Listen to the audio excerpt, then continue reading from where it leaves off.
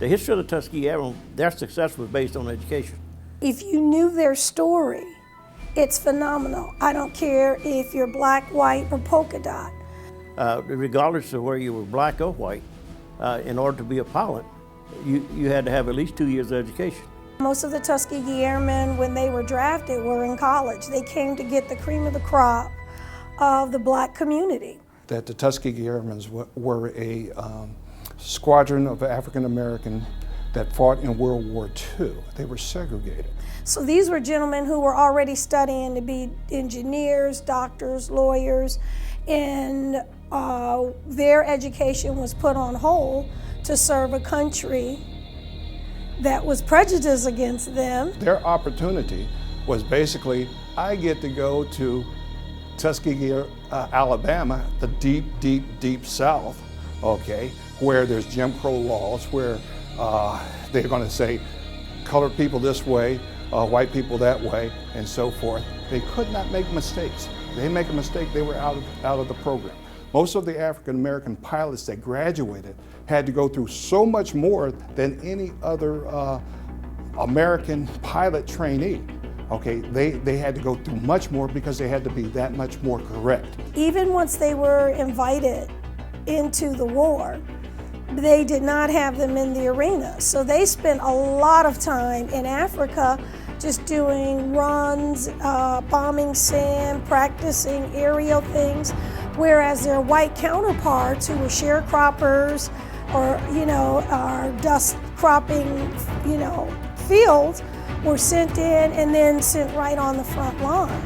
So when America started losing 200 pilots a day, it seemed beneficial that here we've got a group of trained pilots that we're not using. They put them in as kind of an experiment, just waiting for them to fail, goading them on to fail. And they did not do that. They didn't do anything close to that. Had one of the best bomber records in saving and getting bombers over to their targets. And when they came in, they had the discipline, they had the hours, they had the training that their counterparts did not have. Protecting the bombers and so forth, there was no other squadron during the World War II that even matches their record. And they sacrificed themselves and their safety and getting back to their families to make sure those bombers got there on time and got those men home. And even in a time when they probably couldn't go drink at the same bar as the bomber pilots could. They proved their excellence, and it made it a no-brainer that you should have more people like this in every division of your military. These were grandsons of slaves, sons of slaves, and great-grandsons of slaves that basically got their education.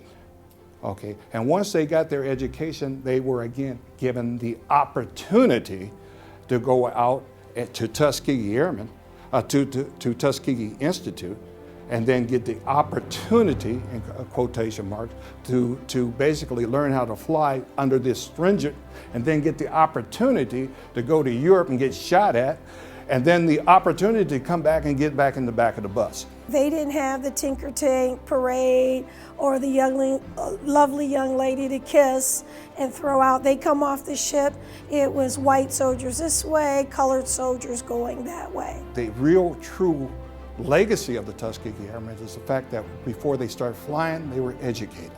Okay, and when they got back, they educated the next generation, which was people like myself. These gentlemen made it, they came back, they took advantage of the GI Bill, they finished their education, and it's amazing to be a pilot or navigator or an engineer and then come back. A lot of our pilots could not work for the airlines because they were black. So they go back to school, get another degree in another discipline, such as doctors, lawyers, accounting, bookkeepers, engineering, and work in another field. So how many people have that kind of discipline? The Tuskegee Airmen, they set a great example of how not only a person can advance themselves, but how they can overcome obstacles to do that. And what I often marvel at is that they're not bitter. They don't hold that against America. And my thing as someone who totally admires them is that God allowed a lot of them to have longevity to see America say thank you after 65 years. Okay, every aviator, and I've been flying for over 40 years, okay, every aviator, that African-American aviator, know the story of the Tuskegee Airmen. The problem is a lot of other people, or the younger aviators, do not know that story. And we want to make sure that people do know that story and be able to persevere. To me, as a person who's been so entrenched in aviation, I may not know the heroes of other fields, but definitely, to me, the Tuskegee Airmen are kind of at the top. So I definitely want to hear that they know who they are and they're recognized. You know, I think all American history is important. Now, even though some of our history is very negative, our history shows how much we've grown as a nation and as a people and as a community. So history is something that you can reflect on, and as long as you're improving that history to a positive position, I think it's something that we can all learn from. Their legacy is about education. When you talk to kids and use that legacy to promote them, to inspire them, and particularly in this area, when you can take them out to the base where it actually took place, it does inspire kids. In the United States, there are probably about 56 Tuskegee Airmen chapters throughout the United States. We're at our Christmas Gala fundraiser, and the fundraising is for the scholarships that we offer and the grants that we also offer to the various students in the area, and basically to support them and get them into education. We are able to send 5